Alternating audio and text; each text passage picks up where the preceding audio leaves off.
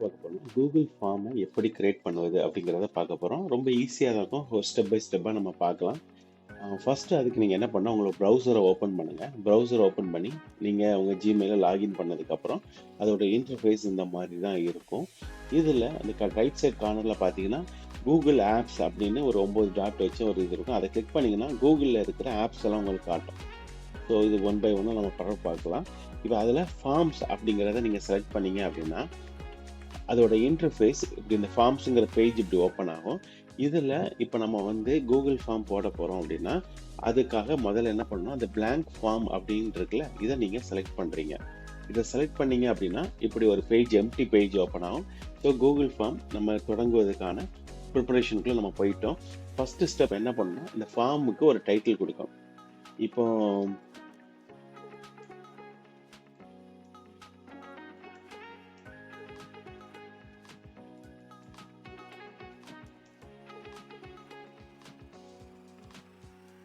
இப்போ சும்மா ஒரு டைட்டில் கொடுத்துருக்கோம், to learn how to create Google form கொடுத்துருக்கோம். இதுக்கு ஒரு டிஸ்கிரிப்ஷன் கொடுக்கணும்னாலும் கொடுத்துக்கலாம். ஃபர்ஸ்ட் ஒரு டைட்டில் கொடுக்குறோம், அதுக்கு ஒரு டிஸ்கிரிப்ஷனும் நம்ம கொடுத்துக்கலாம். எப்பவுமே ஒரு கூகுள் ஃபார்ம் கிரியேட் பண்ணும்போது நம்ம எதுக்காக கூகுள் ஃபார்மை கிரியேட் பண்ணுறோமோ அதுக்குள்ள காரணங்கள் அது எல்லாத்தையுமே நம்மளோட ஹெட்டிங்கில் வர்ற மாதிரி நீங்கள் பார்த்துருங்க. அப்போனா ஒருத்தங்க கூகுள் ஃபார்ம் ஓப்பன் பண்ண உடனே எல்லா டீட்டெயில்ஸும் அதில் இருந்துச்சு அப்படின்னா நம்ம வந்து நமக்கு சொல்ல வர வேண்டிய மேட்டரை கரெக்டாக கன்வே பண்ணுறோம் அப்படின்னு இருக்கும். சரியா?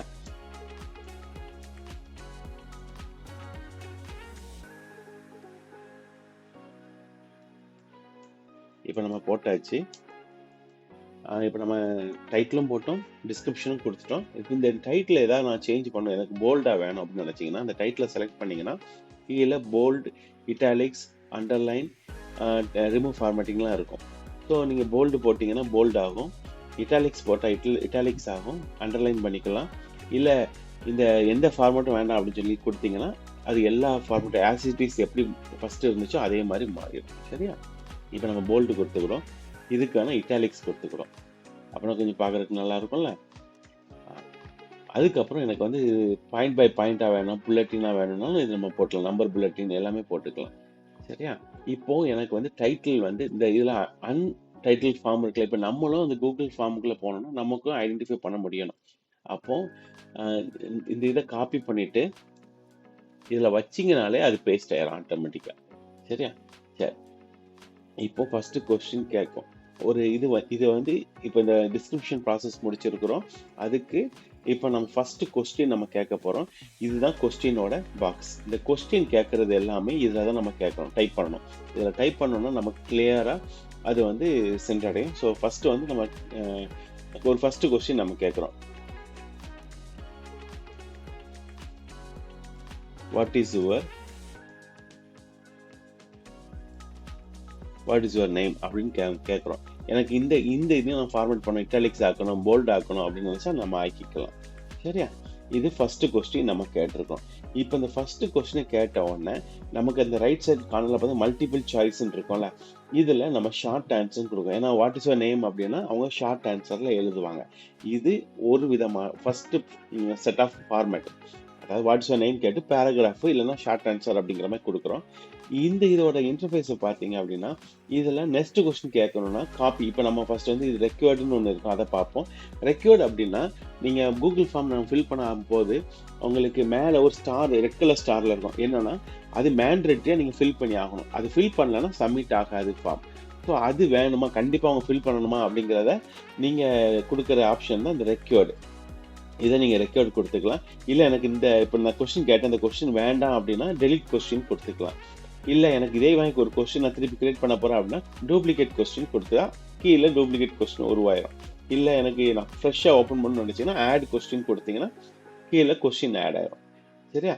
இதுதான் ரொம்ப சிம்பிள் ஃபார்மேட், நீங்கள் பார்க்குறதுக்கு ஈஸியாக இருக்கும். ஃபர்ஸ்ட் வாட்ஸ் யுவர் நேம் போட்டீங்க.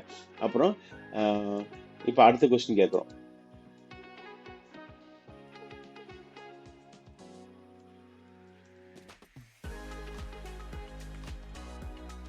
Watts your date of birth கேட்குறோம். இப்போ டேட் ஆஃப் பர்த்துக்கு அவங்க இதெல்லாம் டைப் பண்ண வேண்டாம். அப்போ நம்ம என்ன கொடுக்கலாம் இதில் அப்படின்னு பார்த்தீங்கன்னா இந்த டேட்டுன்னு இருக்கா, இதை கொடுத்தீங்கன்னா அவங்க என்ன பண்ணுவாங்க, கிளிக் பண்ணி அவங்க உள்ளே போகிறதுக்கு எதுவாக இருக்கும். இந்த Google setup first question what's your name கேட்டிருக்கோம், what's your date of birth கேட்டிருக்கிறோம். ஸோ அதுக்கு ஷார்ட் ஆன்சர் கொடுத்துருக்கோம். ஆன்சர் எப்படி இருக்கணும் அப்படிங்கிறது வந்து ஷார்ட் ஆன்சர் கொடுத்துருக்கோம். இதுக்கு டேட் கேலண்டர் நமக்கு வரணும்னு கொடுத்துருக்கோம். ஸோ இது எப்படி இருக்கும் அப்படிங்கிறத நம்ம பார்க்கணும்னு நினைச்சீங்கன்னா, இதுல ப்ரிவியூன்னு இருக்கா மேல டாப்ல பாருங்க. ஃபர்ஸ்ட் வந்து கஸ்டமைஸ் தீம் ப்ரிவியூன்னு இருக்கும். ப்ரிவியூ கிளிக் பண்ணீங்கன்னா அது ஓப்பன் ஆகும். ஓப்பன் ஆச்சுன்னா வாட்ஸ் யுவர் நேம் வந்துருச்சா? இந்த மாதிரி தான் அந்த இன்டர்ஃபேஸ் இருக்க போகுது. டேட் ஆஃப் பர்த்தை கிளிக் பண்ணீங்கன்னா இப்படி டேட் ஆஃப் பர்த் ஓப்பன் ஆகும். ஸோ அவங்க எந்த இயர் அப்படிங்கிறத வச்சுக்கிட்டு அவங்க செலக்ட் பண்ணி போட்டுக்கலாம். சரியா?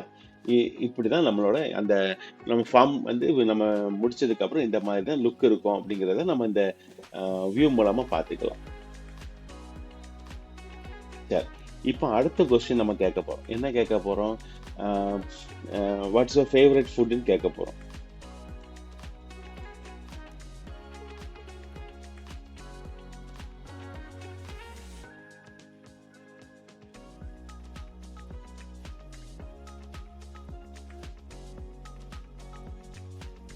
இதுக்கு நம்ம எப்படி கொடுக்க போறோம் அப்படின்னா, ஒரு டிராப் டவுன்ல கொடுப்போம்.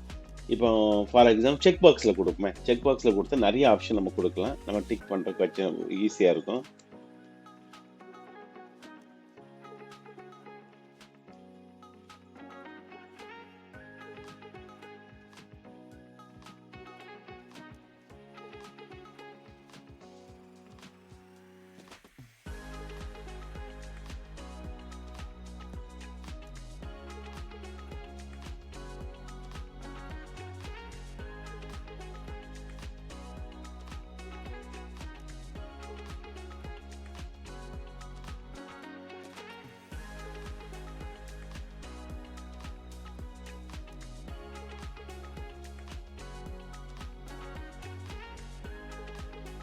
இப்படி நம்ம கேட்டிருக்கிறோம்.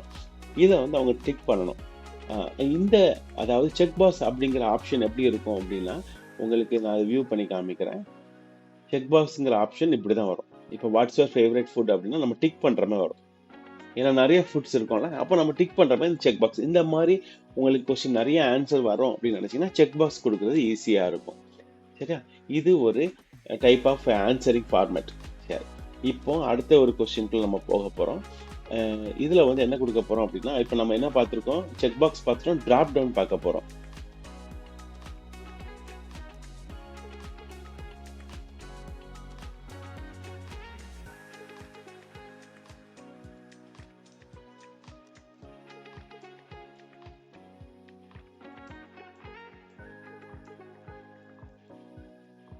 Riding cycle. இதுல வந்து என்ன கொடுக்க போறோம்? ஃபர்ஸ்ட் வந்து to you like riding cycle அப்படின்னு கொடுத்தா ஃபர்ஸ்ட் வந்து எஸ் கொடுக்குறோம், கீழே நோ கொடுக்குறோம். இதுக்கு நம்ம ஃபர்ஸ்ட் என்ன சூஸ் பண்ணணும்னா, இதுல போய் நீங்க வந்து டிராப் டவுன் கொடுக்க போறீங்க. ஏன்னா நம்ம ஒன்றை செலக்ட் பண்றோம் அப்படின்னா நமக்கு டிராப் டவுன்ல அவங்க ஒன்றை மட்டும் செலக்ட் பண்ணிட்டு போயிடுவாங்க. ஸோ இதோட இன்டர்ஃபேஸ் எப்படி இருக்கும் அப்படின்னு பார்க்கணும்னு நினைச்சீங்கன்னா, நமக்கு தெரிஞ்ச மாதிரி மேலே இருக்கிற ப்ரிவியூவை நீங்க கிளிக் பண்ணீங்கன்னா ப்ரிவியூ ஓப்பன் ஆக போகுது. ப்ரிவியூ ஓப்பன் ஆகின உடனே நம்ம கீழே நீங்கள் ஸ்க்ரோல் பண்ணீங்கன்னா தெரியும். To you like riding cycle அப்படின்னு கொடுத்தா எஸ் ஆர் நோ எதை செலக்ட் ஏதாவது ஒன்று அவங்க செலக்ட் பண்ணிடுவாங்க. இந்த எஸ் ஆர் நோ கொஸ்டின்ஸ் வந்துச்சுன்னா நீங்கள் டிராப் டவுன் கொடுக்குறது ரொம்ப ஈஸியாக இருக்கும். சரியா? இப்போ அடுத்த கொஸ்டின் போவோம். இப்போ நம்ம என்னெல்லாம் பார்த்துருக்கோம்? ஃபர்ஸ்ட் வந்து செக் பாக்ஸ் பார்த்துட்டோம், டிராப் டவுன் பார்த்துட்டோம். இப்போ ரேட்டிங் பார்ப்போம். ரேட்டிங் இது ஒரு புது ஆஸ்பெக்ட்ஸாக வந்திருக்கு. இப்போ இப்போ நீங்கள் உங்க சாப்பாடு ஒரு ரெஸ்டாரண்ட்டுக்காக நீங்க கூகுள் ஃபார்ம் கிரியேட் பண்றீங்க அப்படின்னா கிவ் அ ரேட்டிங் அப்படின்னு கொடுத்தீங்கன்னா, இதுல வந்து எனக்கு வந்து 5 ரேட்டிங் வேணும், இல்ல ஒரு 10 ரேட்டிங் வேணும், 10 ஸ்டார் வந்துடும். இல்ல எனக்கு வந்து ஒரு 7 ரேட்டிங் வந்தா போதும் அப்படின்னு நினைச்சீங்கன்னா 7 ஸ்டார் வந்துடும். சரி. இப்போ இதை வந்து இந்த இன்டர்ஃபேஸ் எப்படி இருக்குன்னு பார்த்தீங்கன்னா, ப்ரிவியூ கொடுத்தீங்கன்னா நீங்க ஸ்க்ரோல் பண்ணீங்கன்னா கிவ் அ ரேட்டிங் இதை நீங்க எப்படி கூட 4 கிளிக் பண்ணா 4, 5னா 5, 6, 2னா 2 குறையும். இந்த மாதிரியான ரேட்டிங் சிஸ்டம் இருக்கும். நம்ம நிறைய ஃப்ளிப்கார்ட், அமேசான்லாம் ஆர்டர் பண்ணும்போது நமக்கு வரும்ல, ரேட்டிங் போடுங்கன்னு வரும்ல, அந்த ஃபார்மேட்டுக்காக இதை கொண்டு வந்திருக்காங்க. புதுசாக இது ஒரு ஆட் ஆன் பண்ணியிருக்காங்க.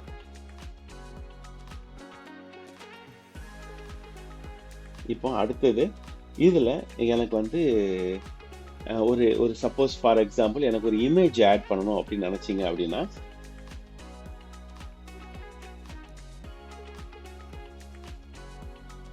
அப்போ என்ன பண்ணலாம் அப்படின்னா, இப்போ பாரு நம்ம என்ன பண்ணியிருக்கோம்? ஃபர்ஸ்ட் வந்து கொஸ்டின் டேப் இருக்கு. கொஸ்டினுக்கு அப்புறம் ஆன்சர் எப்படி வரணுங்கிறதுக்காக ஆன்சர் டேப் இருக்குது. அதுக்கு மத்தியில் இருக்கிறது தான் இமேஜ். ஒரு இமேஜை இன்க்ளூட் பண்ணலாம் அப்படின்னு. இப்போ ஏற்கனவே நீங்கள் இமேஜை உள்ள சேவ் பண்ணி வச்சிருக்கீங்க உங்கள் சிஸ்டத்தில் அப்படின்னா ப்ரௌஸ் கொடுக்கலாம்.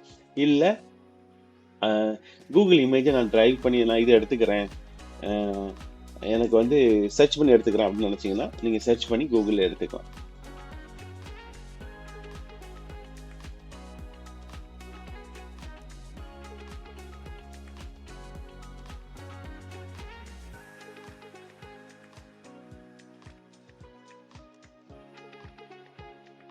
இப்போ நம்ம சும்மா ஒரு பஸ்ஸை இன்சர்ட் பண்ண போகிறோம். சரி, இப்போ இதான் பஸ். இந்த பஸ்ஸை நம்ம இப்போ ஒரு பஸ்ஸை நம்ம ஒரு இமேஜ் நம்ம வந்து உள்ள கொண்டு வந்திருக்கோம். இதை வந்து கூட்டணும் குறைக்கணும் அந்த ட்ராக் பண்ணிக்கலாம். உங்களுக்கு ட்ராக் தெரியும்ல, அந்த ட்ராக் பண்ணிக்கலாம்.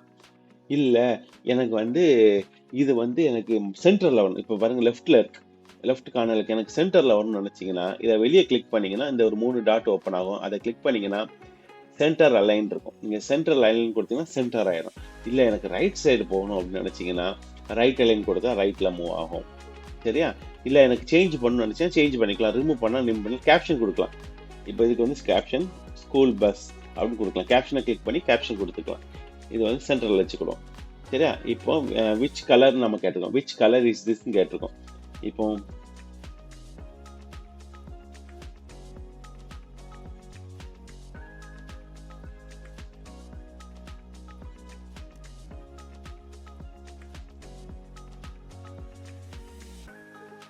இப்போ நம்ம இது வந்து எதில் கொடுக்கணும், ட்ராப் டவுனில் கொடுத்துரும். ஏன்னா நமக்கு ஒரு ஆன்சர் வந்தால் போதும்ல.